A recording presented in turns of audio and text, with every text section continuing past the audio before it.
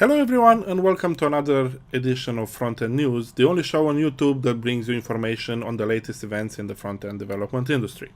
Here is what I have prepared for you today. GitHub holds the front page with the opening of its own package manager and the launch of the sponsor program. GoogleBot goes evergreen.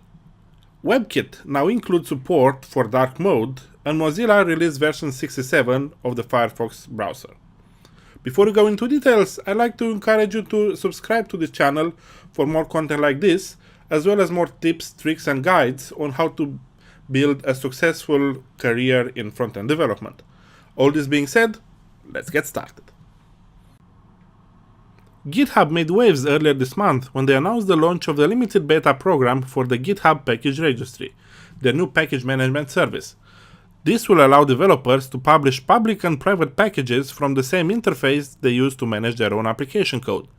Currently, the service is compatible with NPM, Docker, Maven, NuGet, and RabbitGems, and the list will be extended in the future. Another industry-shaking announcement was made on May 23rd, when the GitHub Sponsors program was officially launched.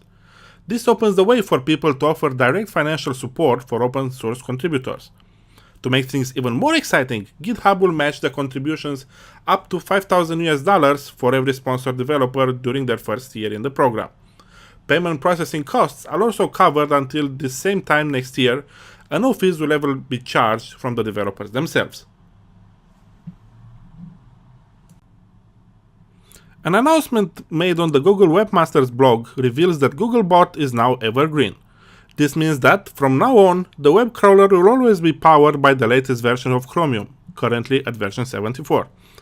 There are over 1,000 new features that got included with this upgrade, like support for ES6 and newer JavaScript features, support for lazy loading via Intersection Observer, and support for the Web Components v1 APIs.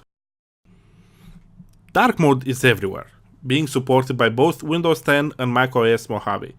To make web surfing even more immersive, WebKit announced that the 12.1 Safari release has built-in support for dark mode. With a bit of clever coding, any web page can be made compatible with both light and dark view modes. Not only web pages can be viewed in dark mode, the web inspector tools in Safari now match the color scheme set inside macOS Mojave. The blog post announcing this release also shows the highlights of the process to achieve this conversion. Those notes can be very helpful for other developers who want to extend the support for their own apps. You don't know the power of the dark side. Our journey on the dark side continues with the release of Firefox version 67. This version of the popular browser also offers support for the prefers color scheme media query, which enables developers to offer support for dark mode. Chrome is now the only major browser where dark mode is not available yet, but the feature is on the roadmap to be released later this year. There are plenty other features built in this update, and I'm going to enumerate the most important ones. Web Render becomes available in a stable release for the first time. Firefox developer tools have been enhanced with a better JavaScript debugger, while some seldom used tools have been deprecated. Each installed version of Firefox has a different default profile, making it easier to run different versions side by side. We have an enhanced set of privacy controls and an easier access to accounts and saved passwords.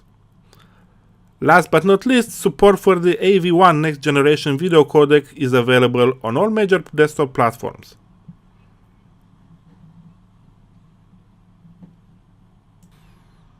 Like this video if you liked it, share it with your friends if you love it.